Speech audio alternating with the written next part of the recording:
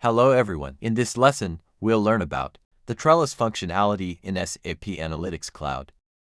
The Trilles feature allows us to take a single chart and split it into multiple charts based on a specific dimension. Let's take a look at our system. Here we have a line chart. This line chart shows the revenue trend for each product category and how it changes over time.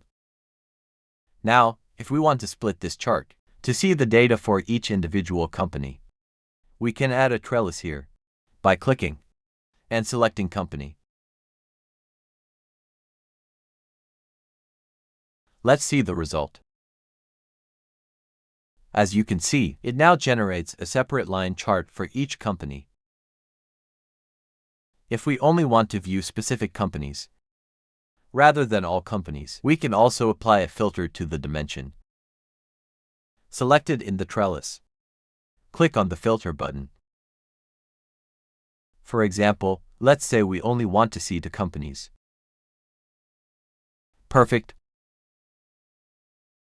Now it splits the line chart based on our selected two companies. Let's look at another example. This is a pie chart showing the proportion of sales across different companies. If we want to break down these proportions by product category, we can add the product category dimension to our trellis. Let's see the effect. Excellent. Now it's split into 4 pie charts based on product category. We can see for each product category the proportion breakdown by company. That's all for today's session.